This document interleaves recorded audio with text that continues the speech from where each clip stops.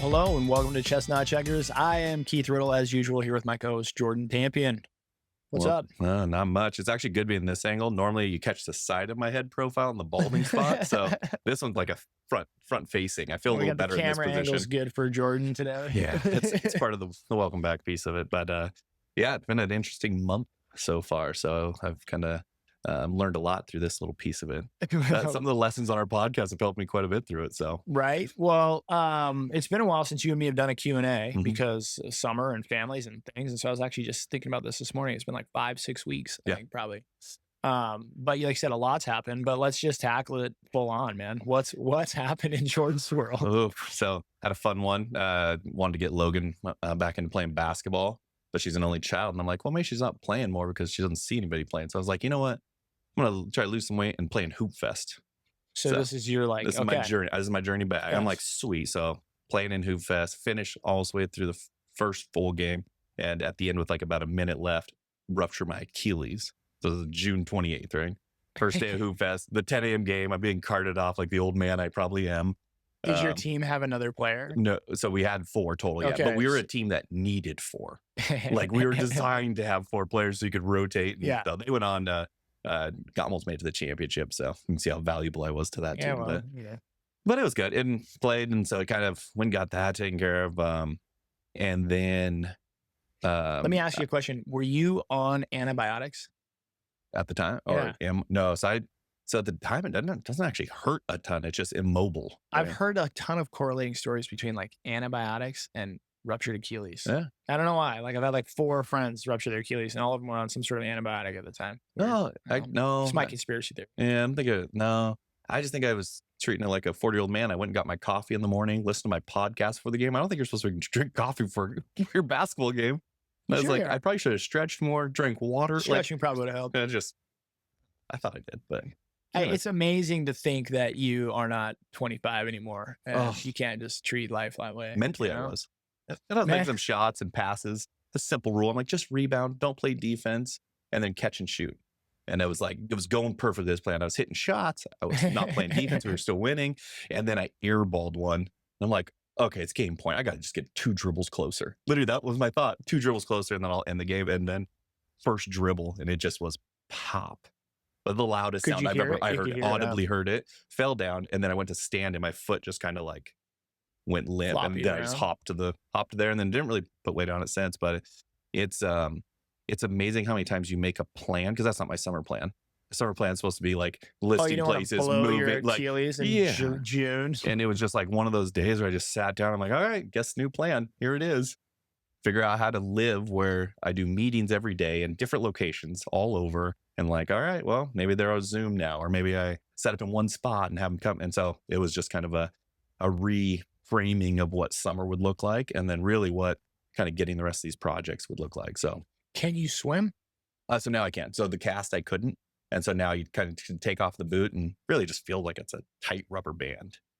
So it's healing pretty good. I think I'll have a normal surgery. shoe, no surgery on it. So it probably got lucky there, and then it's healing pretty good. It's just more of it'll be a constant reminder of some limitations on the athletic side to stick to my normal walks in the morning and no explosive activities. So, but it was one of those, and then as luck would have it, they got a call like that next Monday for an article they were putting in the Inlander.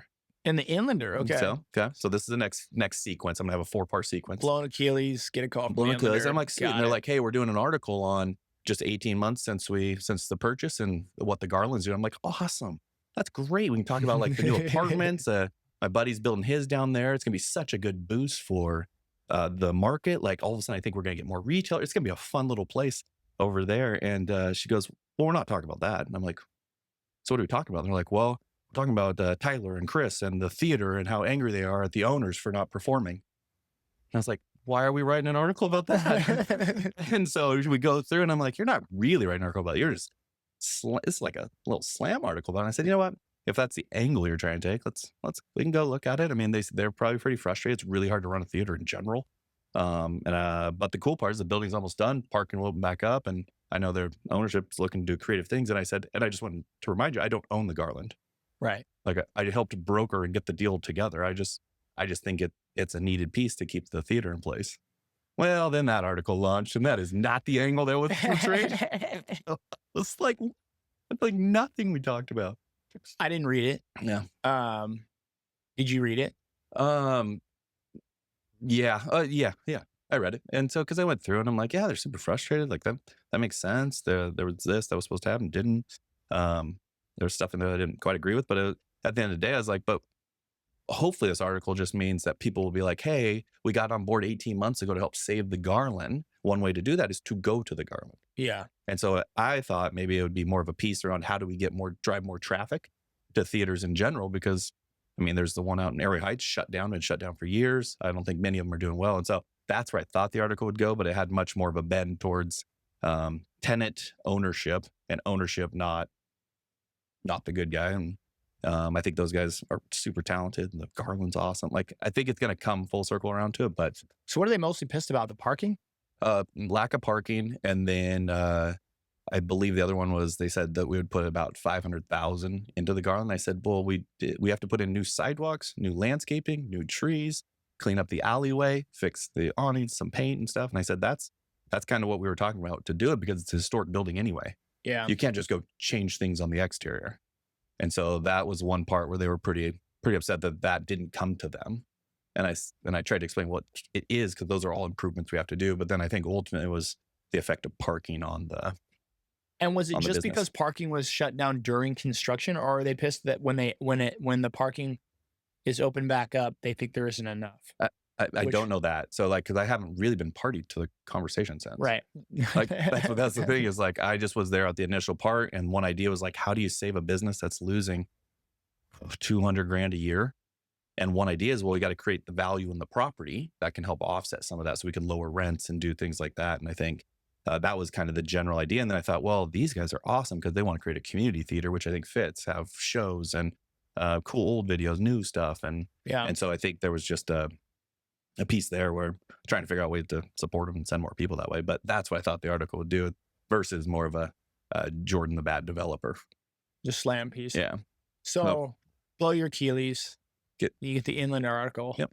And so, and that one, is what it is, right? And so I'm like, yeah, we'll still try to find ways to help them and move that forward. Then I get a text that there's a Reddit post about Brick West in foreclosure. And I was like, I was climbing Mount Rainier when this happened. Yeah. You came back to the storm. I came back because it was like a 5-day stretch. So this isn't like a huge length of time. It was June 28th injury. Call it July 12th would be the last time somebody really talked about it. And so, and what it was it was the case. So we were behind. So basically the building was in the foreclosure process as we were trying to navigate some loans on the business. You guys own the building? And the business, yeah. And the business, and then but they're separate companies. They're separate entities. Separate owners in parts of them, yeah. And so the brewery, which is a business, rents the brewery building. Yes. And some same owners, some different owners. Yep. And the interest rate on the note of the brewery adjusted? So basically, it came term. And so what happened was then the building, we couldn't keep up with that part of it, and said, well, we'd rather make sure payroll, Brick West, and all that is in a solid spot. Right. And so we were trying to work. New America was awesome. Like, that was the lender. They're the best lender. Like, so we were working with them on that. We just hit a point where we couldn't sustain both. Right. And so we had were working through some of our stuff to get it all handled. And that's what the reporter called. Said, hey, I just saw this Reddit post that had been sent to me. Well, and this is why I appreciate you talking about this, because we talked a little bit about it, but this is business, right? Like, businesses, not everything works in business all of the time. The difference is that not everybody writes a newspaper article about your business's problems, right? And so it's kind of hard when, like, this is normal. And so I'm making numbers up here, but I have a similar situation in a variety of capacities as far as like businesses that lease buildings that I own. And what a lot of people don't know is they're used to like a 30-year fixed mortgage is a very traditional product for a house. So if I go buy a house and I get a loan from the bank, that bank is going to say it's this much interest and this is your payment, and it's a 30-year loan. And there's all sorts of like nuance that goes into that. But that's what most people are used to. On the commercial aspect, though, if you get a commercial loan on a piece of real estate or a building, a lot of times they're not ammed over 30, they're ammed over like 20 or 25 years, right? Commercial, so just that's how far they stretch the payment is the gist there. and then they'll give you a specific rate, and then there'll be points in the duration of that note that either the rate adjusts or it comes due. And so, as a very simple example, I might get a loan from a commercial bank on a building that I own, and they might say, "Okay, Keith, we'll amortize the loan over 25 Mhm. years. We're going to give you 5% interest. That 5% interest is fixed for 5 years. Yep. And then at 5 years, we have the option, or it will adjust up or down with Mhm. how rates are in the market. But the entire loan is going to come due at 10 years." Yep. And so you kind of have these 3 or 4 different things you're looking at. Okay, so I'm borrowing this much money from the bank. I'm getting a 5% rate that's fixed for 5, and then potentially adjust. The whole thing comes due in 10, but it's ammed over 20 to keep my payments where I want them. And so you'll make a decision in a moment of time, and you'll go, okay, that works. And then oftentimes you cut a deal with a potential tenant to lease that building Correct. based upon what you currently know your expenses are. And so you're like, listen, my payment is, let's say, $2,000 a month, and my maintenance on a building is $500 a month. So my costs on this commercial building between my payment and my maintenance is 2,500. I have a tenant, and I'm going to lease it to them for 3,000, Mhm. and all's good. Yep. And if that tenant stays there a year, 2 years, 3 years, all that's fine. Now, as you start to approach this like 5 year adjustment mark, you have a decision to make where you have to either like sell the building potentially, or you have to refinance the building, or Correct. you have to see where that rate's going to adjust in the specific landscape of real estate as we know it. And to my knowledge, this has never happened in the history of interest rates, but from like a 6 month period of time in 2022, interest rates doubled, and they went Mhm. from literally well, more than doubled. They went from literally like 3%, 3.5% between 7 and 8%, Yeah. right? And Something like that. commercial rates, I'm speaking in general here, but commercial rates are typically about a point higher Yep. than a lot of residential rates. So if today's residential rate is 6 and 7/8, today's commercial rate's probably like 7.5, Yeah. That's right. right? That's right. So what a lot of people don't understand is like it was not necessarily of fault, is what I'm Mhm. saying. And I'm not trying to make excuses for you or No, anybody no, else, no. but No, no. life changes and things happen. And so what happens is all of a sudden you have a brewery that's renting a building that you own. You can't just go to that brewery and be like, "Oh, hey guys, I know that you have a business to run, and you're paying us whatever 8 grand a month in lease fees. I just need you to start paying 16 tomorrow." Like, right? No, whether Mhm. you owned the other building or whether you own the other business or not, no tenant would put up with that, right? Yeah. Like, just like today as a landlord, I can't go to any of my tenants and just be like, "Guys, the bank's changing the deal on me, so I'm doubling your rent." Yeah. Like, it just doesn't work. So you make so you have this situation where it's not necessarily fair, and it's not necessarily right that Brickwest, the business, Yep. would have to all of a sudden start paying Yep. exorbitantly more rent Yep. to try to cover this. Yeah. And the building itself, obviously, the payment is going to go up because interest rates have adjusted quite drastically, I assume, from where you originally locked the loan to where they are 3, 5 years Mhm. later, or however it adjusts. So you're in this spot. Yeah. And you're working with your lender. Yep. And to compound it. So really what triggered it. So our lender was great. I think we probably saw it a little bit more on the term, but you could see the writing on the wall of, hey, if we have to refi this, we're looking at 8, 9%. Mhm. And for a payment like that, we're talking about adding 6, 7,000 a month to the payment. Yeah. Like per month, just to pay the mortgage. And so what the issue we had was that one thing we did kind of on our second half building, same thing, was I like to do them nice. Like I like to go in, know what's behind the walls, put them all back together and have these amazing buildings. The issue is those come at a cost and a price. So the goal for me, like on your building here, looks amazing. You did a great job. When you're looking at them, you're probably, hey, I need to be able to recover those funds in 1 to 3 years. Yeah. Like mine, when we built out Brick West, I was like, okay, in 5 to 7 years, we're gonna make it nice, but in year 5 to 7, we'll recover this. And I don't think anybody would argue the fact that you guys did a beautiful job with that building. Yeah. No, I mean, I think if it's you look at it, amazing. it Like looks the good. Brick West building Yeah. is a staple of downtown. Exactly. It's awesome. And Brick Indoor, West became outdoor a little area. more of a staple that way. And Sure. so what happened was the other piece was when we started, it was like, what kind of brewery do we want? Do we want a tap room only? And I was like, no, if we're going to start it, like we want to be able to distribute to our restaurants at the time. We want to be able to do that. And so we bought a bigger system. So our system is probably one of the larger systems in Spokane, a 15-barrel brew system. And then I was like, well, great, let's start a brewery because we can go find used equipment. We'll go get a good deal on it and we'll just piece it together. Well, our brewer came in and said, you can't do that. Like it just doesn't work. It doesn't work the same. And so we got new equipment. So what cost us was we have this loan with another group that was based, what they do is it's called a spread. So you get the prime rate. At the time, the prime rate was call it 3%. Plus their spread, our interest rate was around 6.5, 7 on this payment for $1 million plus of equipment. And was that loan to the owners of the building, or was The that loan to brewery. the brewery? The Okay, brewery. So to this the is the brewery. compounding effect of Sure, sure. having the interest in bull. And so then, well, what did rates do? They increased. And so prime rate went from, call it 3 to 8.5, which then put our payment on $1 million at 12.5, 13%. So what was a because they had a spread on that, and it's an adjustable spread. Got it. So that's not, the spread's not adjustable. It adjusts with the rate. Yeah. So when the rate goes up, the next month they bump, this is what your new rate will be, or at the end of the quarter or something like that. And so we went from, call it 10, 11,000 a month to 22, 23 for the same equipment. Right. And so what you add that piece where now operational costs. And then the third final piece was that we have such amazing staff down there. They're so good. But in Washington, they bumped like salaried, and our people from the brewer to everybody works a ton of hours. And so you can't just do hourly. Well, what happened was all the salaries got bumped to, I think the minimum's now what, 70,000. Yep. Well, that hits your number.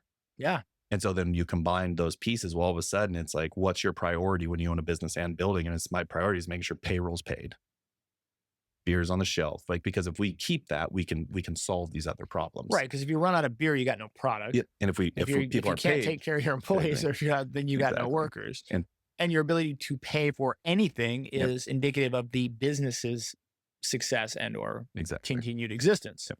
So you kind of put first things first, and you make some really hard decisions, but you're also and this is, I'm probably interjecting more here No, than it's I fine. should. No, it's good. But this is where I have I guess a bone to pick or a problem with, like, none of this was talked about in the article, right? Yeah. And none of it was even necessarily, I don't know if they interviewed you or talked about it, but it's like, it's nuanced, and it's maybe a little bit more sophisticated financially than a lot of people want to share, and maybe they don't want to write about it. But the reality is, what I, in our conversation, what I'm hearing is like, there's some moving things that are happening.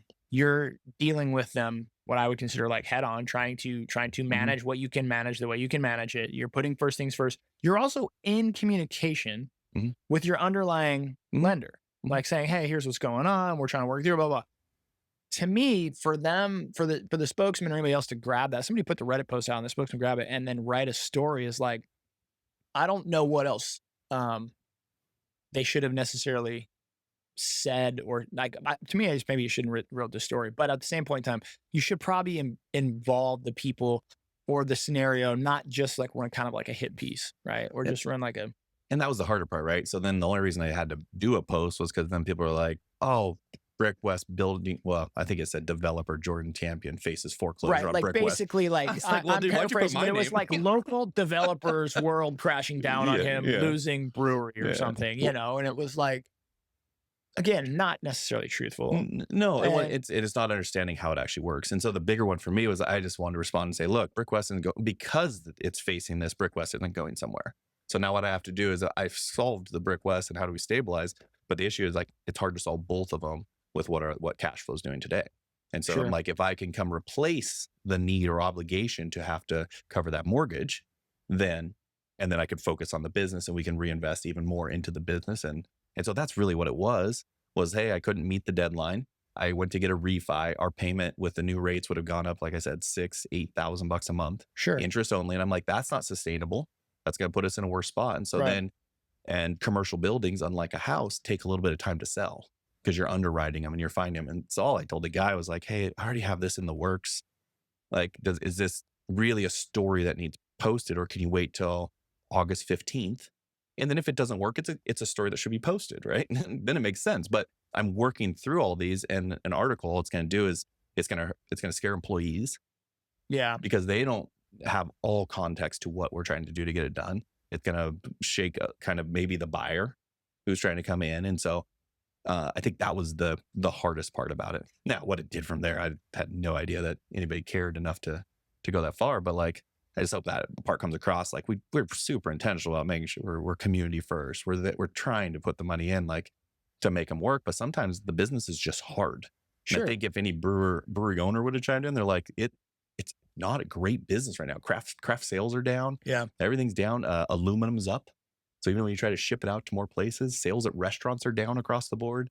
And so it's just, you're trying to navigate that. And I feel like that's where it didn't quite do it justice of like, And then I think the next day or something, they had the Aztec up north, like that place, closing after 22 years. And the feedback there was like, hey, they were such a great piece for the community. Like, hope you guys I like love do that place well. too, by the way. I It didn't was know really that. good. Now I Yeah. want to cry. I didn't know that was closing. Damn it. And that's where I was like, that's where the article didn't seem fair of like, treat me like a business or treat me like a like developer, do one or the other. But when you Right. drag them all together, it's like, and then I think the article had something about the Garland in there too. Again, had something about Post Street being closed down. But I'm like, I don't know how to renovate the Peyton building without closing down Post Street. Usually I have 5 acres to lay stuff down on it. Now I have to Right. do it on one street. So I had a few of those. And to be honest, it has been hard. Like one of the big pieces is like you're trying to get all these projects done, investors made whole, but I have to be out in order to backfill the costs and all the things here. I have to be out driving new projects, sales, things like that to do it. And I think that's the part where it's not as simple as, hey, this building. Because on the call, I'm like, why don't you talk about the 36 that went well, 40? Right. No, we don't. We'll note that. And I was like, because like the reality is you're grabbing the 4 that are here. And then the other one we face is kind of with our 4 degrees office. But what happened was we had a recent sale downtown. So we had a recent appraisal in our building of like just over 4 million, 4.2. And then there was a sale downtown for 3-4 times the square footage for 2.2. Fire So we're in sale. the middle of our refinance for it. And In the the lender's like, appraisal, oh, here's your comps. so my Yeah. appraiser's like, hey, so how do you want us to work with this comp? I'm like, and that one's downtown. Mine's between second and third, where it's an every day is a cliffhanger out there working with kind of the police, the city, the whoever to help with the homeless problem.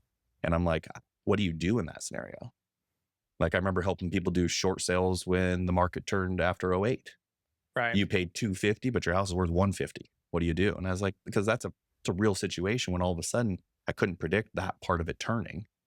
And so it just really was kind of a culmination of all of it in there where I'm like, damn, I'm a pretty open book to this stuff. Some of the questions I'll definitely tell you. Like it's because Well, I think if you can learn from it, and it's like, did I over improve Second Avenue? Maybe, but I really thought we could turn that area. And I thought city was going to do some dollars there. And then it's like, well, at the time, brokerage had 100+ agents that we all wanted in an office. yeah. Well, COVID started shifting what office looks like. Yeah. How people go All in. trying to fill all this took away attention from my brokerage and agents, and they're finding different positions. And so when we moved to EXP, the need for an office changed.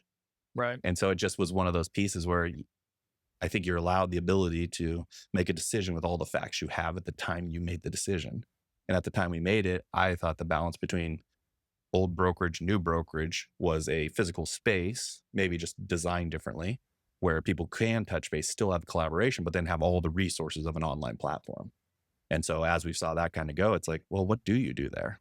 Well, and I think that's the nail on the head is like, isn't that what we're all doing at all points in time, right? Like, I had a good buddy of mine.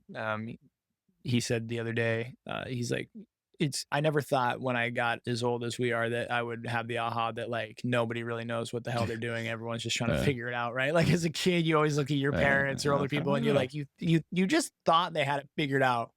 And I can remember having that same feeling when I first started having kids. And it was like, and I had my first kid when I was like 33, relatively late, so to yeah, speak. Maybe that's more normalized. But like then I go back and I'm like, dude, my parents had me and my brothers when they were like 20, yeah, 21, how 22. crazy. And Yeah, I'm like, so I was like 10 years old, right? Let's say I'm 10 years old when my parents have me versus I'm having my first kid. And I'm like, they didn't know what the hell they were doing. there's no way. They had no idea what they were doing. They had like, an 8, a 10, and a 12-year-old, and we just thought that they hung the moon or that they were all Yeah, sorted out. And you're like, oh yeah, they were probably just still figuring out life, right? But I think that's the gist of it, right? In any given moment in time, we're all forced to make decisions about things whether we want to or not, and you're going to make those decisions based upon hopefully like the information that's currently available yeah, to you, and you're going to make the best decision possible based on the information that's currently available to you. And I think hindsight is always so clear for people. Well, uh-huh. what did he do that for? Why didn't Yeah, he do this? And it's like, well,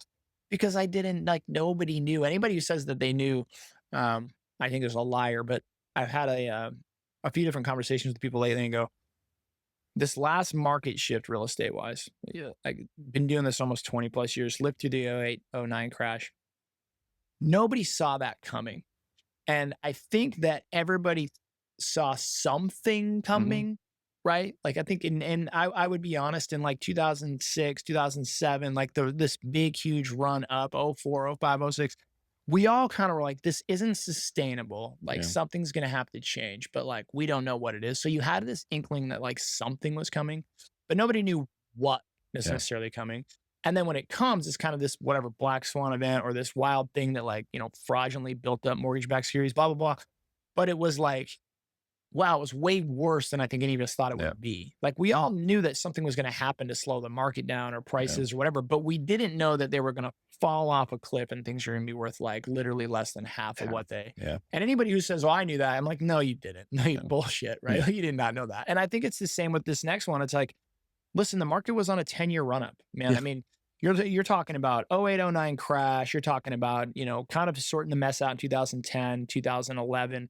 But really about 2012, you start seeing the inkling of light at the end of the tunnel where like prices are stabilizing, market Yep. stabilizing, and prices start. And then from basically 2012 to 2022, Yeah.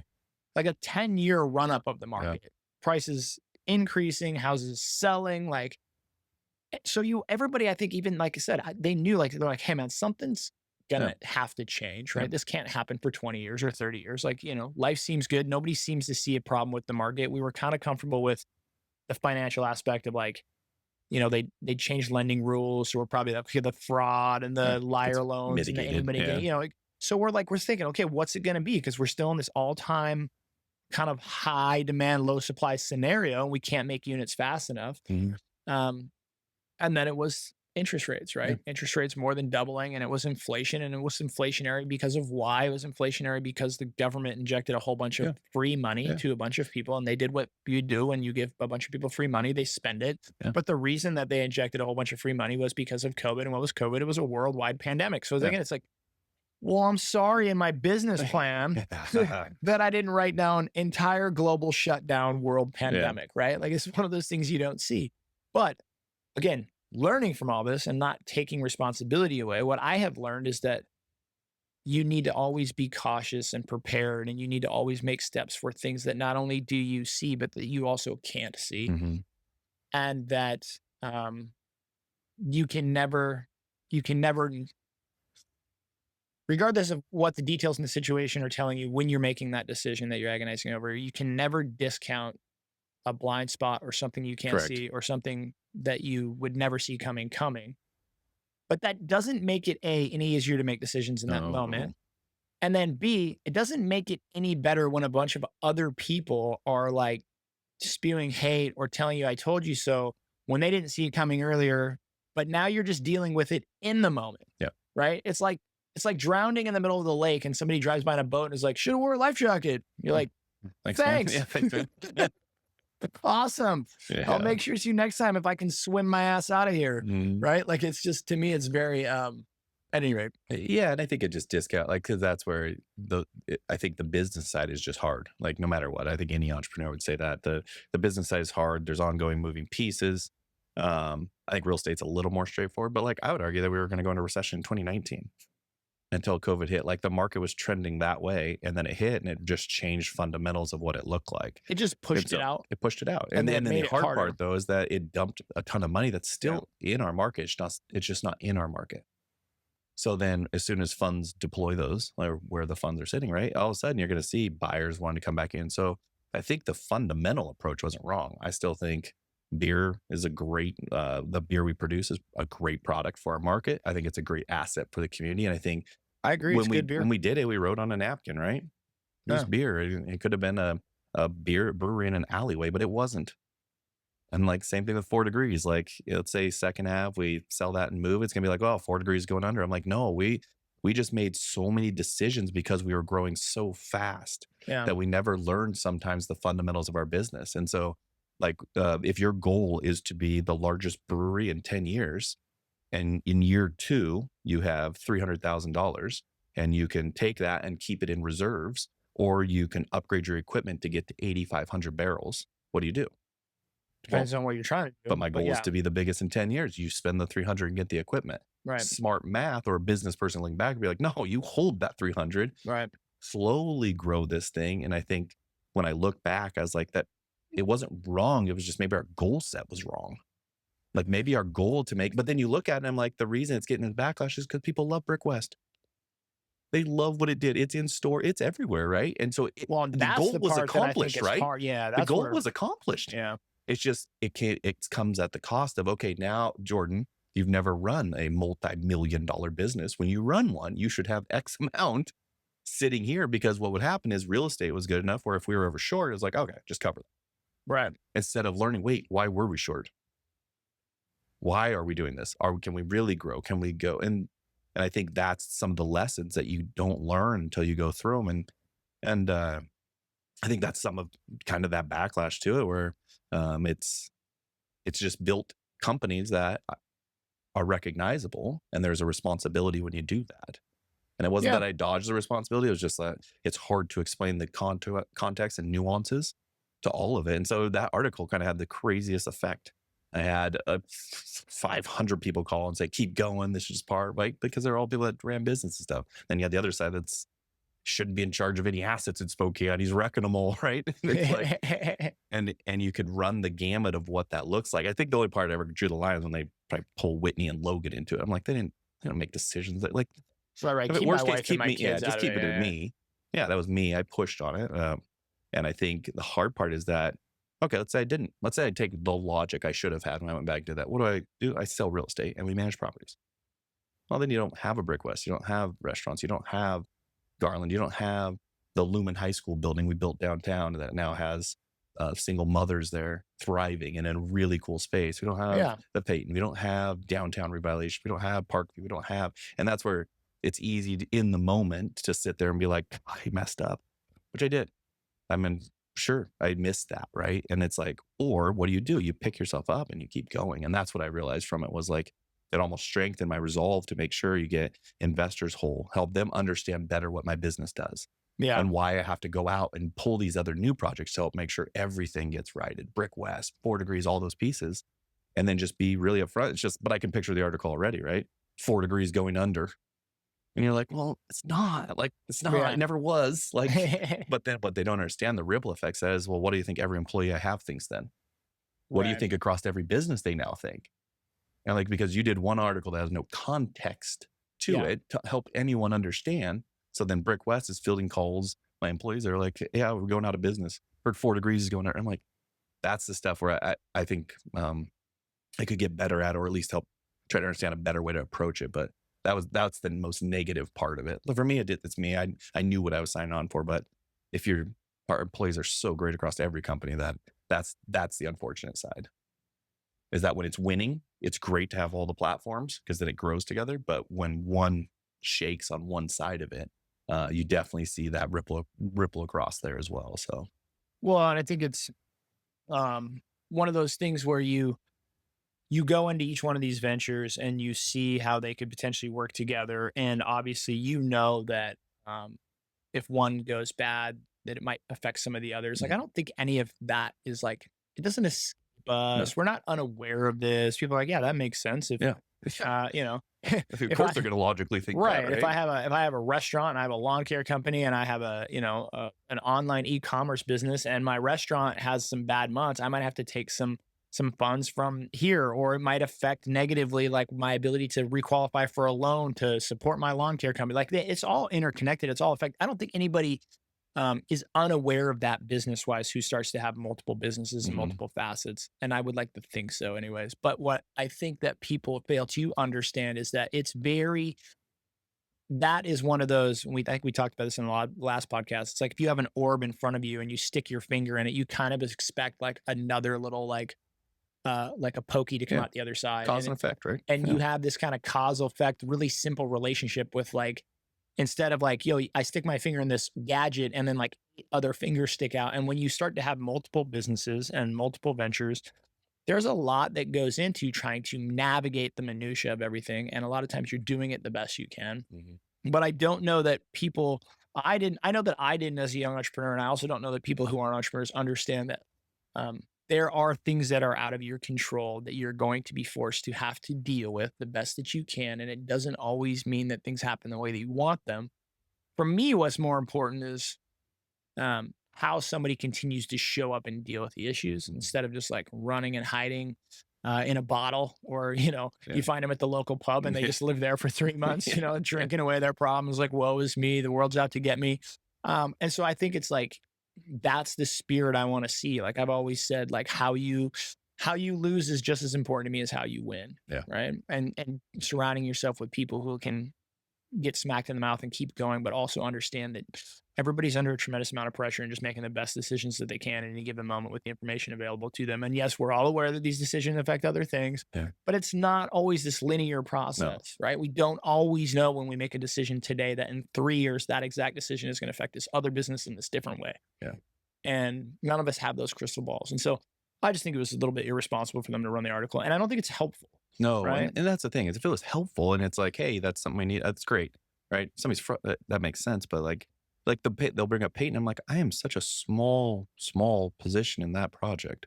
I'm just helping make sure it gets done, right? And so that's the part where I think it just comes with having the publicity on both sides. You can't take the good press and Yeah. not expect some bad when it doesn't go right. And so I don't I'm fine with that. It was just more like I said, the net effect it has across my employees and team members of what it does, right? And so then it's all of the brokers, all the pieces that now they have to navigate a Brick West issue affecting is 4 degrees still there. Right. And that's kind of the almost cataclysmic effect of the two, of something I signed up for, but my brokers didn't. They don't want to have to navigate that question of, hey, is Jordan losing Brick West? I mean, because Yeah, you're not it's prepared not to a answer question that that. they should have to navigate, Yeah. and it's also not a question they're not prepared to navigate. Right. And also, it's like, I don't know, irrelevant to some effect, but yet Yeah. it doesn't negate the fact that it's real. Yeah. Right. Just like saying, it's like your wife and kids. It's like, well, they shouldn't be a part of it. It's like that doesn't negate the fact that they are. Yeah. Right. And they're having to deal with this ancillary situation, regardless of whether they should have to or not. And I think that's, again, I think we speak a lot of truth on this podcast. Yeah. But I appreciate you kind of like taking the bull by the horns and talking about some of it. Well, and I want to, because I want to make sure that that's the piece. Is I think what would have been my biggest mistake was to have this kind of stuff happen and then just retreat, fade back, like you said. I think it's grabbed by the bull by the horns. But you picture that, grab a bull by the horns, you're gonna get hurt. You're gonna fight. Yeah, You're gonna be. It's It's not just not a like I sexy said. expression. It's Yeah, actually like it is. And I think once you do that, then it's just mine to being better at communicating that. And so that's kind of what I've been working on the most, was just different mediums to kind of convey that as we're working through some of the stuff. But it's I'm excited for it. I mean, because Brick West there now, guess what? Now we'll be resilient. Like I guarantee a 40-year-old company has gone through a chance where they had. I remember reading about what FedEx, they're down to their last $5,000 and the CEO went and gambled it to make payroll that next week. Like every story, Shoe Dog, Nike, he almost went bankrupt two times. And I think anytime you try something great, you have that potential risk. And I think what I'm learning through this is now I need to understand that risk is there and make sure that there's a better shield or some piece, because the other people shouldn't be hurt because I want to take a risk for this community, right? And I think that's where I'm seeing that net effect, because it almost got me, right? And I'm like, why do I do anything here? Like I can go work in a market where nobody even cares, nobody knows, and just go silently build these things. And it was because I love this town. I love I love what we do. I love what it can be and will be, honestly, and feel like I play hopefully a little role in helping shape that. And so maybe it's just the example of, hey, no matter how much shit gets talked, like stay up, show up, and keep going. Because I think on the other side of that, you're going to have a community that loves what the next result is. Yeah, and it's part of I think if you play the game at any level that we both played at, you also at some point in time, whether you sign up for it or not, it's part of the game. Yeah. Right. It's Yeah. part of what comes with it. And I think that's where I wrestle with it a little bit more. I think like for like my wife's like probably my voice of reason a lot, but she's, but I initially would just be like, oh, I'm like I don't care.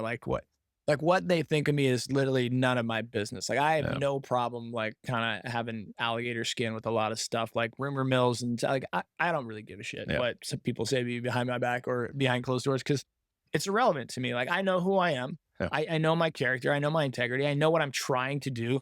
And perception is perception, but it doesn't negate the fact that perception becomes people's reality. Yes. And at some point in time, you may or may not be in a spot where you have to deal with that reality, whether you want to or not. Yeah. And so that's where the rub is like, as much as I want to be like, I'm not even going to respond. Like I'm like, they're fine. And then I'm like, yeah, but you probably should. I don't know. It's like that's you watch celebrities, right? And they all kind of take a different path. I Yeah. think that there's definitely um, different ways of doing it. But when you live in this world and you play at a big level, you're gonna have notoriety. And the article, the articles in the paper's writing an article about you. I guess on one hand you could I be guess like, it's a well, compliment, right? they're writing an article about Uh-huh. me. I'm not gonna go next to all the other ones. Or actually, maybe it should. But you I print it printed off. it. You Oh, yeah. should. Yeah, you should Yeah. print it off and Yeah, you laminate frame it. that stuff because Yeah. I'm like, because it's all part of that story. And I think the biggest one for Yeah, me like is your little league trophy. You got like your well, because high school diploma, and you got like the hate article from the spokesman. well, because and it goes right next to this other article, and I only printed it to make sure I just don't get ahead of myself. Is there's another one that literally published. I think it was the review. It was the other journal review, but it was Tampien buys another building. So I have that article next to this one. And I Right. was like, neither of those were good. One is an ego thing that I need to get rid of and try working the hardest to get rid of that. And then this one is kind of just a cautionary tale of what can happen. And both have to be present when I'm making decisions. And I think that's kind of, for me, was the most vivid example of it, right? Because like what you did, right? It's synergy. That's not easy to shut down. Why? Because you had people, a lot of people who had Right. invested in, and you knew, and I think that's through this whole thing that hurts me the most is just like that's what's hurt. I can deal with banks and real estate and solving equations, but it's when it starts affecting people and livelihood and how you go about it. And I think that's the part that I mean I love the best. Like I woke up, I read it, put it away, and I said, well, Yeah. today I still have to solve for the same problem I had to solve for Doesn't yesterday. change what I Doesn't gotta change do what I'm going to today. do. And it's like, if anything, it added a layer because I need to address this head on. But I was like, I'm still going to push to solve all the same things I was pushing to solve. Yeah. So, and then learned a million lessons from it. Right. So it's just the fact it became news rather than talking about like, how do we help improve downtown? How do we drive traffic to businesses so they're not put in these positions? How do we do that? It just seems like it's an easier conversation to say, oh, look at him. Told you not to do that. As I told you, like, it just feels like an I told you so article. And I Yeah. said, but the difference was you Waiting to told me that, pounce a little bit. but I knew that. I went and built in the worst part of downtown at the time, the most expensive brewery built, Right. but because I could see it. And now when people show up and we have the symphony in the park, they're like, oh, yeah, what a great idea. I'm like, what? There was a Yeah. hole in the ground when I drove by this place and a building that was falling down. They used to make wooden wheels. Right. And I think that's the side where once you've seen that through, it's like, okay, I can take some of that hate now because I know what that side looks like. I know what the future of that piece looks like as long as I can hold and push and try to do it. And so, but I just feel that, like I said, it's the human side of it that I didn't account for as much. Well, and I also think that like just other people fail to see your stats too. I mean, Yeah. like, okay, we're at where we're at now, but like, how many units have you brought to Spokane in the last decade? Hundreds. Yeah. Like, 700, 800. Yeah. so we're like all time low, inventory crisis. What are we going to do about housing? And you simultaneously bring 6, 7, 800 units to Spokane in a 10-year period. Who else is doing that? Yeah. Yeah. Just the big Nobody's guys. doing Yeah. that. Yeah. Nobody's doing it. Hardly anybody's doing it. No. And then, of course, it's like this microscopic article about this one project or this one thing. Yeah. And again, Well, to me, it's very short sighted and it's very infuriating, but it's also a reality. it's reality. And And I guess my um, only one would be anybody listening that is getting their own version of it. Maybe it's not a spokesman review article, but it's all the same stuff. Is let's just keep going. You know how fast that fell out of the news cycle? 72 hours. Now, yeah, do people still say it? Do I have to deal with that when I go into a place? Sure, I'm guessing, right? Because otherwise you wouldn't know me, except for that article, right? But at the same time, like, but it doesn't really stop what I'm doing. It doesn't stop how I'm going. It had a net negative right away, but now it's how do you keep going? And so I think the bigger one is that it's not the end of the world. You can right. keep going, keep your focus, keep your plan, keep going. And I think at the end of the day, it's what I was telling you. So I'm working on that book called I'm calling it Stacking Bricks. And it's the idea because it's like My because word, it's like how do you stacking bricks. because how do you deal with this stuff? It's really hard because you get that and you have this vision, you're pushing, but every day you're getting punched. Mm-hmm. And I see why people give up. I see why you throw in the towel. And then it's like, I got this advice early on that's like, what's one thing you did today? Did you call one investor? Did you do one refi? Did you move one thing forward? And so kind of built this over a lot of like our podcast stuff and people we've interviewed and stuff. And it's just this concept of stacking bricks, 1 brick a day. Now everybody's going to laugh at you when you have 5 bricks up, but eventually when that's a house, that's when it's the story. And I think that's what drives me to keep making sure you keep showing up and make things right. Even though they don't look right today, but if I keep going, they will. Well, there's no lose in it for the mob, right? Like, I think, no. what is it? Like Roosevelt says, the man in the arena. Is that who wrote that poem, right? I love that poem about the man in the arena. A lot of people sent me that one. Yeah, that's a good one. But even like, I always think of the movie The Gladiator, right? When he's standing there and he starts screaming at the crowd. He's like, are you not entertained? Right? Like, are you not entertained? And he's like, listen, I'm out here fighting for my life, like killing people. You guys cheer or jeer. But he's like, at the end of the day, it's a double-edged sword, because if you crash and burn, Jordan, they're just gonna say like, see, told you. I knew that was gonna happen. And if you make it out, they're all gonna forget about these moments, and they're gonna be like, man, that guy, dude, I believed in him the whole time, dude. I've never doubted him for a second. For a minute. Look at this place. It's cool. Beer's cold. Yeah.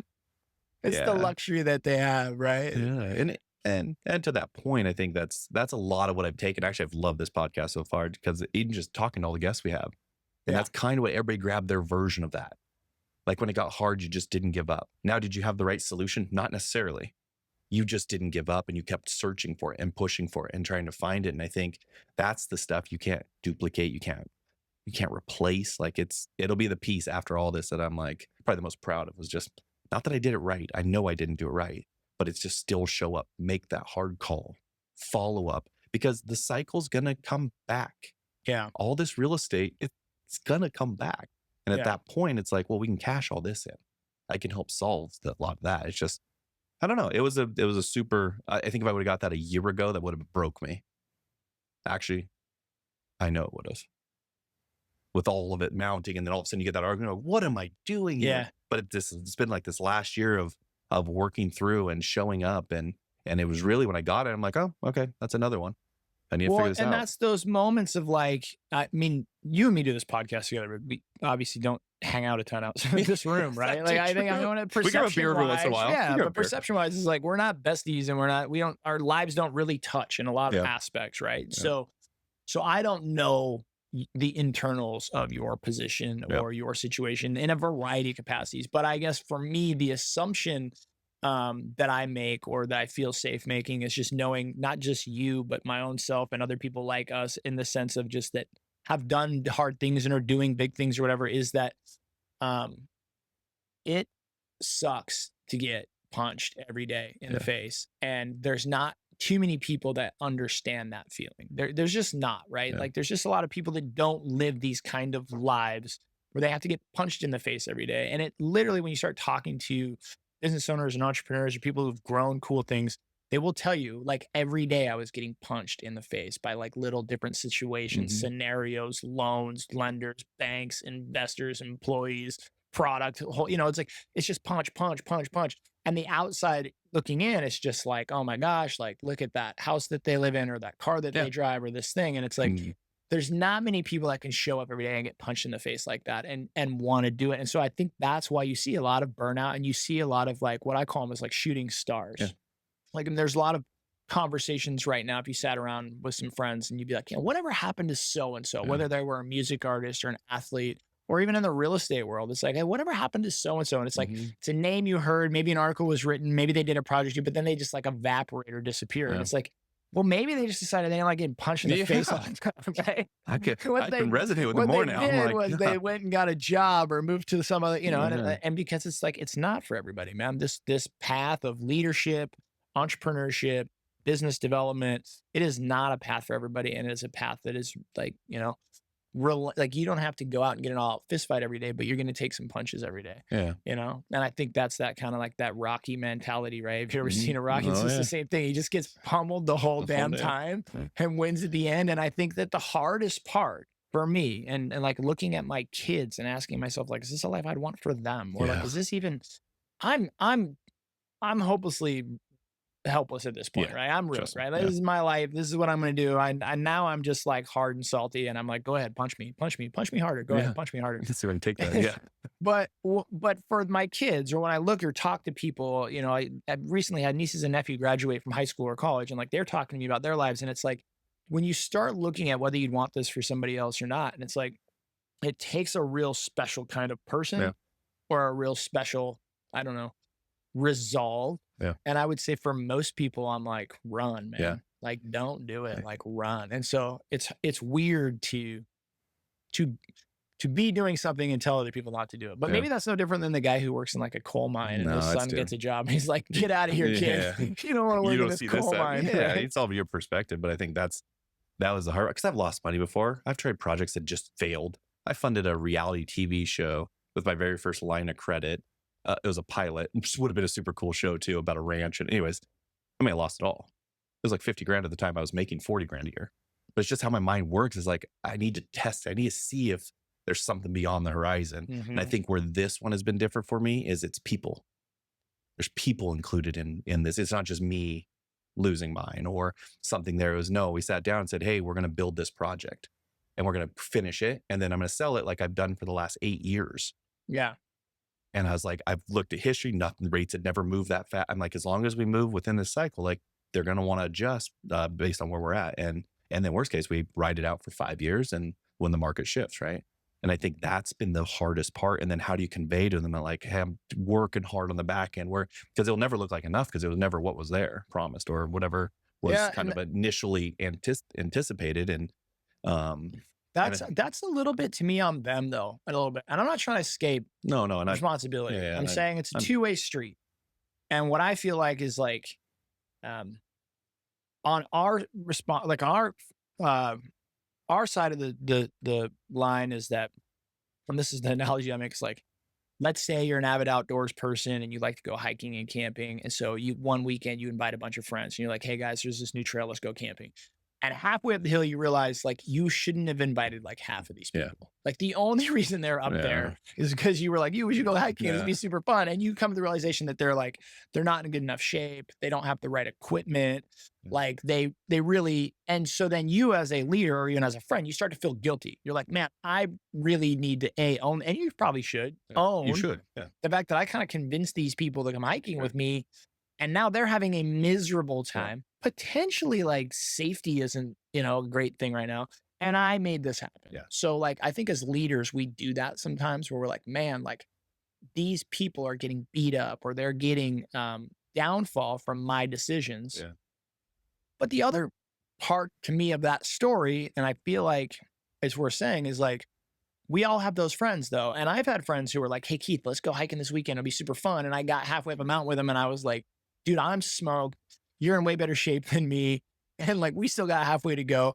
And even though I want to be like, dude, you jerk, I also want to be like, well, yeah, but I'm friends with that person and I know them damn well. And what did I think was going to Yeah. happen? Right. Like, like for me, and this isn't, a shot at anybody else out there, but it's like, uh, if you're partners with Jordan or if you're an employee of Jordan's, in my mind, right, I'm just thinking to myself that there had to have been some concept in their mind that they should have maybe thought about of like, what if this doesn't work out? Like, I don't know. Yeah. Yeah. And I take responsibility for that part because I'm like expect to be the guy that knew it all. And I think it was kind of like when we talked to Steve, where it's like you made parts look easy. So Yeah. then it just did work. I would say Yeah. for 8 years it all worked. But the issue was what would also happen for 8 years. Rates were 3%. Yeah. So how did it work? Was it tested to survive 10, 11%? And I think that's the parts where could you go all the way back and not do it? Well, obviously you can't make that decision now. Yeah. And so it's what's your next best step? What's your next best decision? What's your next phone call? What's your next piece? And I think if I would have faced up some of that part earlier, it would have been even better. But I know I took some calls where it was like, look, you had our deal and now all of a sudden you're off doing 5 more. And I'm like, well, it's because you don't quite understand the business model. Like the way I can make money is by helping purchase or be a broker or broker the garland or broker those things. Like, so that when the Right. garland came out, that I got a lot of backlash from that. And they're like, wait, we haven't finished this one. Why are you doing the garland? I'm like, well, because if I can get the money from there, I can bring it to this deal Yeah. to make this deal whole and make it better. If I'm the broker, back to what I used to do a lot of. And then if I do the developer, I can actually get paid to develop it. And then ultimately it kind of serves both those pieces. And then once it's done, we can be the management company. All of that cash flow then can help all these projects. And I Yeah. think, how do you explain it to somebody? How do I go, like, open that up? I mean, it's one of the harder parts. But then I'm like, if I put myself in their shoes, that would be frustrating. because it would look like, hey, you just didn't care about us. And I'm like, I care so much, like so much. And I think I was trying to think through like, because it hit me at first, that article. And I'm like, I think that's why it hit me so hard is it was an Well, it's article because you give a basically shit. saying that I don't give a shit. Yeah. And I was like, but I do. I like care so much. Like if it takes me 5 years, I'll get this right. Like, I think that's the side where it exposes a piece of you, or exposes or strengthens a side or a resolve to it. But it was one of those, I don't know, one of those moments. And I was talking to God, I'm like, yeah, God, I feel like there's got to be like an end point or rock bottom. And then all of a sudden that article came out. I'm like, nope, never mind. There's always more to be tested. Like, because I was like, you know what? There's parts where I think getting rid of your ego and getting those pieces. And I was like, because I was like, no, I'm pretty resolved to that. I want to get this done. I want to get this right. And, you know, like I really want community. And that's always been like a weird, subtle ego thing for me because I do care about the community, but then I feel good about how I help the community that way and probably more ego way. And so then I was like, I'm like, just help me work through this. It's like every morning I try to work on something. And then the next day that article came out. And I was like, ego gone. We're done. There is no more. Like, I am done. Like, I'm going to go do it because my friends are there. I want to make those right. I want my family right. I want to get myself healthy and right again because I'm like the guy trying to help people put on their oxygen mask right now. And I'm dying of air. Like, I don't have air. Yeah. And that's when I realized it for the first time is like, I'm running around so much to bridge these, make it feel. And I'm like, no, at the end of the day, if I can make this all right with everybody, yeah, they'll be frustrated. You're gonna be mad. I probably lost some friends or for definitely have. Or the people I hear that talk the most shit about me. I'm like, what? Dude, we golf together a lot. Like, how is that? What? I didn't expect you. And so I've gotten some of that. And then I've gotten the ones that people call and say, just keep going. If you need anything, call me. And I'm like, I can't expect you. Right. And so it's been this almost like purging of the old me. And now it's like where I'm probably the most humble I've been, most honest with myself, honest, like just of how to approach it. Yeah. And then I'm not avoiding things, not thinking, oh, I'll just outwork this. I'll just make it better at the end. Like there was one deal where it was short. And so we just kept funding it. And what we probably should have done was go right away to everybody and just say, hey, look, these deals short. We're all going to have to do capital calls. And I'm like, no, let's just keep funding it. Well, it hit a point where we couldn't. And then all of a sudden, like, well, why didn't you just tell us? And in my head, I'm like, well, because I was funding it. So you didn't have to. But then I put myself in their shoes. I'm like, but I would have rather known. Like I would have loved the right to know. Yeah. And then say no to a cap or whatever that looked like. And I feel like that was one of the bigger lessons learned there of like, I can still push to help solve, but I have to give. And then there's some investors where I just go to them now and I'm like, hey, this is where we're at with it. And they're like, okay, great, let's do this. I'm like, why didn't I just do that from the beginning? Give people the chance to step up. Yeah.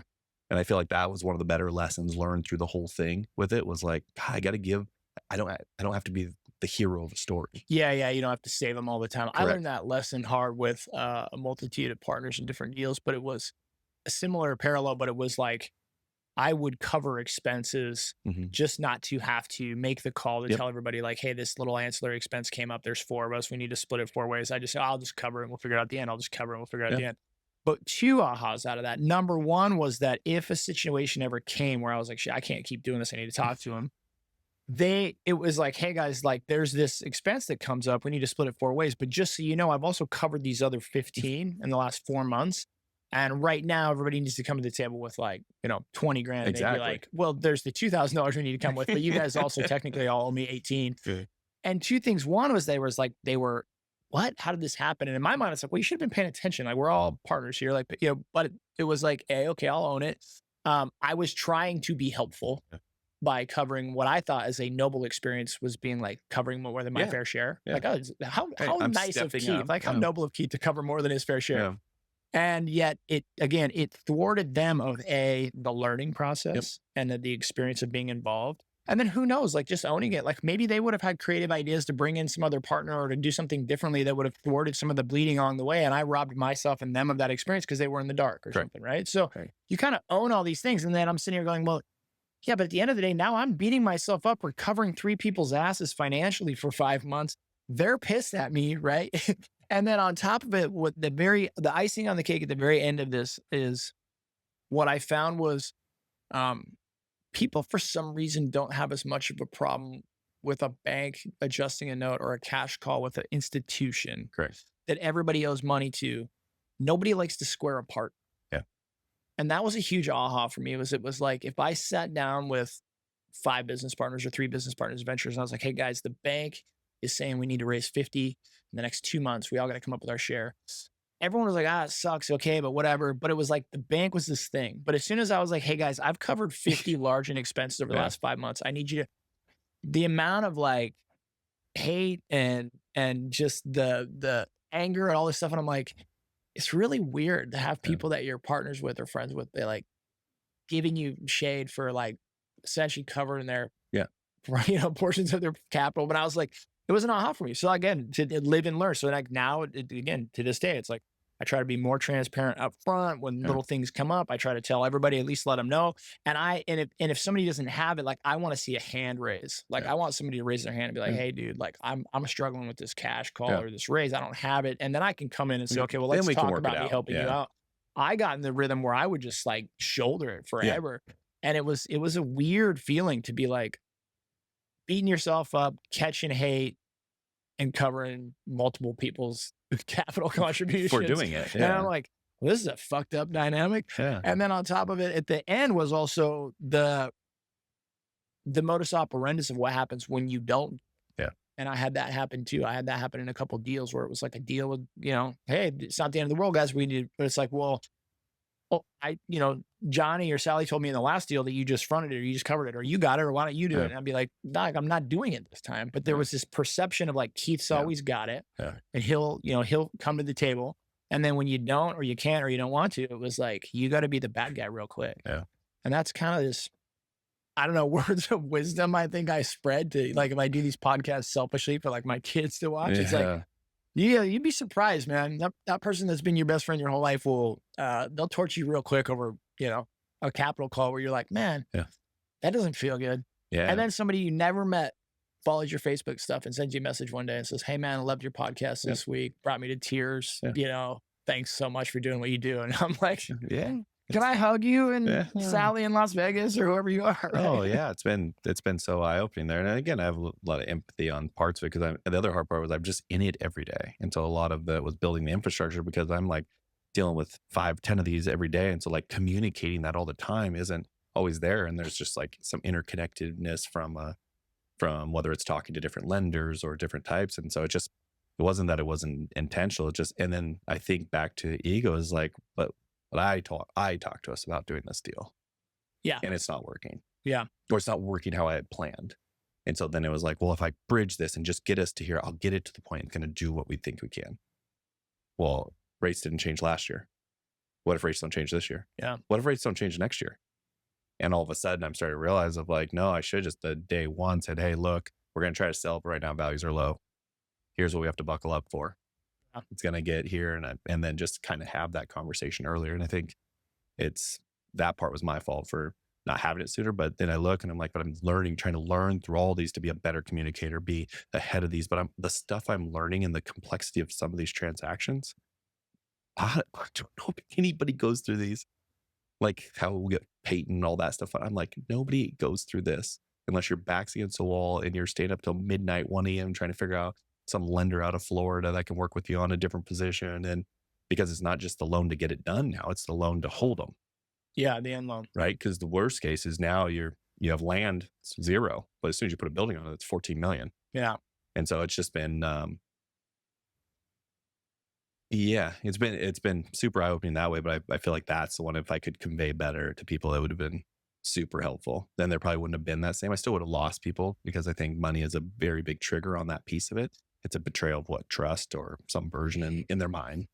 And so my hope is get all that done and try to go from there. But that's the part I was more shocked at, was how quickly it wasn't Jordan, my friend. It was Jordan, the investor. Evil real estate developer. And how quickly it was like, oh, whoa, stay away from that. And I'm like, well, if you guys would just circle around me and help me solve this, I can keep doing this for 20 more years because the projects are like, most of the stuff I'm cleaning up was from 2022.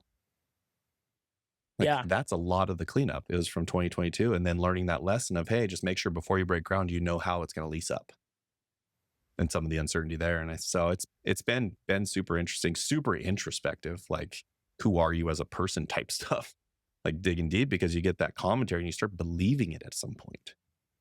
Then you start really weighing on you. It's you learn through experience better than anything for the most part, like as people, right? And so much of this is an experience that you're going to learn from, and you wouldn't have had it elsewise. And why that all makes sense in our head, it doesn't make the experience any easier in the Hmm. moment, And I think for me, that's just somewhere along the line of middle age. And I had a whole thing about being middle aged and midlife crisis last week on my podcast, Did you? but I didn't. I got into like, which I don't know, but I think I just talked from my heart with where I'm at. Yeah. I got young kids, I got a family, I'm middle aged, but I think somewhere around there, you start to also realize that like none of this means shit all anyway, No. right? So at the end of the day, uh, we're all dots in the ethos here. My life is a speck in time. And so I've really just gone back to and take a lot of solace in, but I've really just tried to focus in. I'd say like the last 2, 3 years, 4 years of my life is it's like just who I'm being, right? Like, I don't know. This all might work out. I might have 1,000,000,000 doors. I might have nothing when I die, but like this is a journey. And I think that's the part that gets lost is like sometimes we're judging ourselves. We're getting judged in micro moments, Hmm. right? And we're judging Jordan today, Hmm. this moment in time, but we're also judging ourselves based on like our history or based upon like our results. Yeah. But personally, we also have this ability to adjust ourselves based on our intentions. And Yeah. so I think that's where some of us give ourselves, and you should, a little bit more grace. Is like, that wasn't my intention, right? So Yeah. but that doesn't tend to happen in inverse when things go well. No. No. Like, and that's what I think is the biggest lesson for me in life or aha of that sort of behavior is people are very quick to say when things don't work out well, like I didn't intend for that to happen, or I didn't see that coming, or man, that's unfortunate. And I'll keep that in mind for next time. This sucks, but like kind of shrug off the responsibility of it, Hmm. which I don't hear from you and I try never to do, but like people do it and I've done it too. But we also don't do a very good job a lot of times when we win, or things go well of going, oh, well, I actually didn't really win. The market propped me up. Or like, I was just really lucky that interest rates were 3.5%. Or Yeah. like, man, we were just really lucky that, and it's like, so it's the wins is like, we're geniuses Hmm. and we had the best plan ever and the best partners ever and the best Hmm. backing ever. And like, that is because we're so awesome. And then the loses is kind of like, well, yeah, but people don't understand. And this thing happened and it wasn't really my fault. And I didn't Yeah. intend that. And so, I think in middle age more of just I'm aware of both sides. Yeah. And I try to wake up every day and go, you're gonna get punched in the face, but this is the life you've chose. You're not gonna do anything else. So go take it with a smile, right? Hmm. Just go get smacked with an open mouth and then get on with your day and like eat the frog, go do your thing. And for me, it's just that kind of like stoic mentality of just like next. And this all doesn't mean shit all in the big picture, but that doesn't mean that I can not face today with like honor and integrity and character. Yeah. Well, and I think but that's all it is, right? That's what we're trying to approach. And I think for anybody really listening to this, I mean, obviously put scale, put zeros, whatever you want to do. But like, I think at the end of the day, it's just do something. Like, do one thing today. Yeah. It doesn't have to be everything. Do one thing. Like sometimes I'll just go over and pick up garbage at Brick West Plaza. One, I want to look good, but second is it's when I'm done, it's clean. Yeah. Well, sometimes that's your one thing that day. Like it's not going to be that you ever move mountains, which is what I thought we could do. I thought I would get in trouble and I would just take the mountain that was now in front of me and I would move it and we would just go through it. No, it's a one step zigzag all the way up the mountain. Yeah. And it's for me, I just kept looking at the wall to my right instead of the view to my left. Because when you look to the view to the left, you see how far you've come. When you look to the right, you're like, you'll never get out of this. You don't know how tall the mountain is. Yeah. And I think too many times There's that's a lot that's of what great does it. climbing analogies. There's a ton. Your hiking one's a good one. Well, and I because just that's what it climbed is, Mount right? Rainier. I just attempted to climb Mount Rainier, and it's the Yeah. same thing. It's just daunting at the Yeah, one of bottom. my favorite agents had lead, but he does climbing and all that, and so we share back and forth analogies around it. Because I think the only one I'd add to yours, it was all of them came along with you on that because of the pictures you took from the top. Yeah.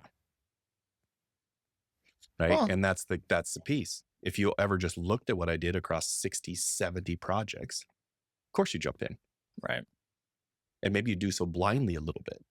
You don't ask a question because, oh, it's Jordan.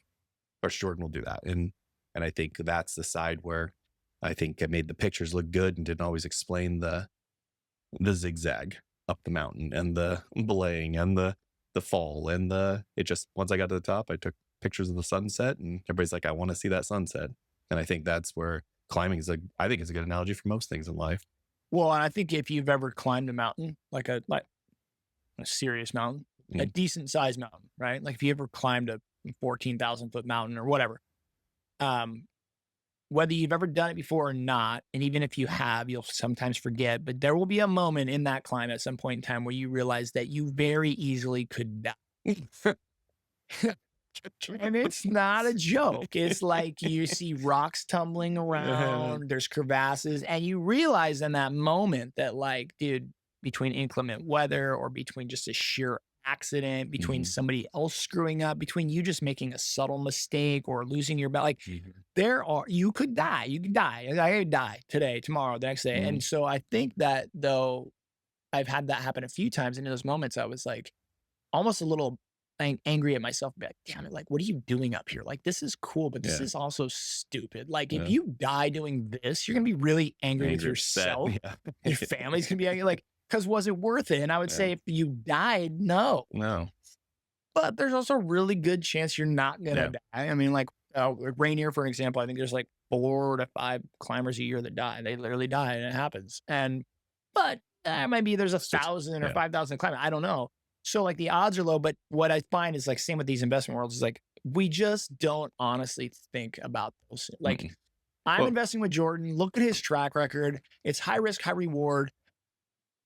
But why in the hell am I the one loser out of mhm. 60, right? That's And but exactly. now they're angry and are mad, and it's like, as a logical person from the outside in, it's like, you didn't think about that? Like, you like at Uh-huh. no point in time did you think that like maybe you would lose, just like me being on the side of Mount Rainier going, God, I really kind of didn't until this Yeah. exact moment think I could die. And right now I'm looking at 3 or 4 different ways I could die in the next Yeah. 24 hours. And Yeah. I'm like, damn it, I probably should have thought about this a little bit more. And still was epic. Probably would do it again, but wouldn't do it with as much Yeah. kind of. Because you would never go if you thought you'd die. Right. And so similar to investing. If you thought no matter what you're going to lose or that going in, you're going to lose it all, you probably wouldn't invest. Yeah. And But it's this healthy fear yeah. you develop. And then you try to ask, you bring the right gear, you pack the right stuff, you do as much as you possibly can. But either way, you get up there and most people die because there's a storm on Rainier and you Yeah, couldn't it's get not down fast usually enough. because they got It's not drunk in because their the tent lead and guy fell, did right? it. No, It's not because it's your not. gear gave out. It's Right. because a storm happened or something threw you off. Right. And so, Something breaks. I do like the, You know, the there's a analogy. whole bunch of litany of things. But But I think back to your point is when you're leading, you still have to own it. Like you can't go away. You still own it and you still show up as much as everybody yells or hates it or yeah, as you keep showing up. And then when it's right on the other side, then it's all right. How do we make this so that this part doesn't happen that way again? Because it's not going to be don't invest, right? You're not going to climb, finally make it all the way to the top, get the sunset picture, come down and be like, I'm out. Never do it. never doing No, this it's again. like, what did I learn? Well, you're not going to go left. We're going to go right. Yeah. We're gonna pack this instead of this. Yeah, that And also might be like an error on our part to think that way, because I think that's how you and me think. I yeah, think there's a lot of people that probably. and I'm talking about as the leader. Oh, That's I right. was gonna I'm say, not talking. I'm I not talking know, about everybody who came along, but yeah, I know a it's lot of once. people who are like, they've been tried investing in something, lost some money, and then just wrote it off as like, Yeah, that's a dumb idea. I'm not doing. yeah, and everybody finds it's like I put money in Bitcoin, lost my money in Bitcoin back when it wasn't climbing, right? And just because it's not a world I know. Yeah, And so it's just, I think at that point though, it's me carrying people to the top, it's pulling everybody up, it's dragging everyone to the top to get yeah, this sunset shot. But once we get it, Greg gets that part. It's now I come down and what do I do differently? Because I can't do that again. How do I keep making it right and keep doing this part? So it's super interesting. But and the fact here, I think your question was about the art or about how my day's going. So well, it it all was got about summed how up. your month was going, It really. all derived from there. That it was just kind of these parts you don't always see when you're in it. But when you get that chance, what that article did was give you a chance to step back for a minute because you really do assess at that point. What am I even good for the community? Was this good for the community? Like, is this something Yeah, you community start to even second guess wanted? everything. Yeah. And I'm Yeah, like, so then for me, like the easy button would have been like done. There are a ton of different ways to make money in real estate without helping the community. yeah. I could go that route. But then as I sat back, I'm like, no, but that's not what I signed up for. Oh, it's And that, not who you are. It's not who you want to be, and it's yeah, not the way you want to do it. And I think that sometimes we question our mission because of those sort of yeah, scenarios. yeah. And I don't know. It's one of those things where I find it interesting more than anything. But I was climbing Mount Rainier. So my experience was I came out from 4 days in the bush and then my phone was blowing up, not just because of you, Jordan, but because of a variety of just being gone Uh-huh. for 4 days. And we like turned our gear, some of the gear we rented in at the little shop. There was a pub next door. And so our guide, we like went next door to have a beer. And like my phone was blowing up so much. I remember grabbing my phone and I just stuck it at the end of the table. And I was like, I'll just deal with all of this tomorrow. And so like have a few beers, go out to dinner, go home, go to bed, and then wake up the next morning at the ass crack of dawn to drive home from Spokane to Seattle or Seattle to Spokane. Yeah. And like literally pop my phone open and I'm like, I'll catch up on this stuff like as I'm starting to head Yeah. out of town. And there was like 3 or 4 in a row about you. And they're like, man, how's Jordan doing? Or like, how, and I was like, but they were all vague. Like there was no Yeah. details Yeah. any of them. And I was like, what happened to Jordan? Like, ruptures Achilles, Yeah. least of his worries. Least of my worries at that point. So I just called you. But I think for me, it's always interesting because I've lived in that world, maybe not that exact world, but I've also being an outsider in that world is I get a lot of people that ask me about you or about it. And what I always can tell is when someone someone has the question from genuine concern or when someone's like waiting for me to pounce, right? They're like, hey, what'd you do? I'm like, dude, I'm not biting, bro. Like I live in this world. Like, do you think I'm hopping on somebody else's freaking downward, trajectory, like in a negative way? No way. Like for me, it's like, I think it's very short-sighted, but I think people revel in that. And so you kind of get it. But I always think it's interesting because I'm like, like they don't know, but I'm earmarking them for like my demise, right? I'm like, oh yeah, You know who's coming. I know. I never would have thought of that, but like I'm like, jeez, yeah. They're giving me some insight. Well, yeah. So I don't know. All that being said, keep going. Always keep going. Like there's going to be good news that comes out after. There's going to be bad news. There's going to be people. There's going to be friends come and go. There's all those things, and I think it's at the end of the day, is you got to still keep going. Well, the only way out is through. Yeah. I think that's Robert Frost. Yeah. Don't quote me on that. I'm going to use that. Yeah, the only way out is through. Like I said, the extreme aspect, and I've seen this too, man. I swear to God, I've seen it the last couple of years, and it's sad as hell. But the extreme opposite aspect of what we're talking about today is like you go self-loathing, self-pity, drugs or alcohol, just self-destructive behavior. Like I've seen a lot of people like when things got to a head, go to a very bad place. Yeah. And for me, it's just like not an option. Yeah. Right. It's not an option. And I know that's not how you handle it or anything like that. And so I just, more than anything, I think it's cool that we get to talk about this and that we have this platform to even like kind of get the full story out there, but also just to see how you're handling these things. I would say earnestly, like I respect your process and I respect the fact that, you will talk about it on a podcast or, that you are showing up every day and making the calls and just trying to stack that brick. Because as much as easy as it is for you to say, what else are you going to do? You just keep moving forward. There's a lot of people that choose not to do that. Yeah. And they would not choose to handle it the way that you're handling it. And I'm not saying that you're handling it right or wrong. Yeah. Right or wrong. Because I don't know. I don't know the inner workings of everything that you got going. But what I'm saying is from my perspective with the way that you're choosing to handle it, I think is the same way or the best route to be handling it or the same way that I would choose to handle it. And just the fact that you keep going. Yeah. You make the tough decisions, you stack the brick, you keep going. Yeah. So hats off to you for that, man. And sorry that fucking but who knows, June was such a shitty month. July was such a shitty month. I'm not going to forget this July. But I would say if somebody is going through that and you're thinking of like going to drink more or check out more, just send me a DM. We'll meet up, grab coffee, and just chat through it because it's all in you, right? Yeah. That's a mental decision in your head to do that. And I think a lot of times we're just ill prepared for that kind of weight. Yeah. And so that's what I would say is if there's ever a time, just reach out. I'm continuing to go through it. I feel like I have a better way, better stance on it, or at least just somebody to listen to. Because that's what you feel like, right? The more it happens, the more isolated you feel. Oh, yeah. Like everybody's thinking that. Well, especially after the review article, like, you can't help but think everyone's. Then I'm like, well, how many readers are there of the review? I didn't read it. I didn't read it for like everybody. Then yeah, I'm like, well, who's everyone? Like, is it 1,000 people? You know what's funny? 500,000? Like, you know what I mean? I'm like, oh. So it's funny. We can wrap this up. But like I had a multitude of people say, did you see that article? And I'd say, oh, yeah, the smoke one. They'd say, yeah. And I'd say, did you read it? And they were like, well, no, I didn't read it. I'm like, well, neither did I. So what the hell are we talking about? You saw a headline is what you saw. More so they should have said, did you see the headline? Yeah, did you see the headline? Like, Yeah. no. But I think we all go through a different, and then, or you think your problem's too small. And because somebody around you has a bigger problem. Nope, the problem's a problem. Like Yes. I had this problem on my very first flip when I couldn't figure out how to come up with an extra 4,500 because my plumbing bill was over. Yeah. I had the same pressure on me. Like I felt the same pressure, which is crazy. Now I look back, I'm like, oh, if that was only my problem, like Yeah. I would have figured out how to get that done, right? And so then it's like applying it the same way, but it's crazy how that pressure is the same. Yeah, The feeling, the owing somebody pain, the $100 crying. million that you can't pay is a terrible feeling, but Yeah, it's no different than owing somebody like $10,000 when you got 300 bucks in your exactly. name. Yeah, I have no And idea so how to approach it. It's the same yeah, pressure, right? same pressure, and it's just keep going and realize there's just more people going through it too. But I think it's that's the kind of culture I want to create, is where you can go talk about that and at least work through it instead of turning to whatever other option Yeah. makes sense. So all right, well that That flew definitely one by. I thought, yeah. Well, if you guys get value out of these episodes, as usual, we would greatly appreciate it if you would like and subscribe and or share episodes. So hope you guys are having a good day out there, making a good week.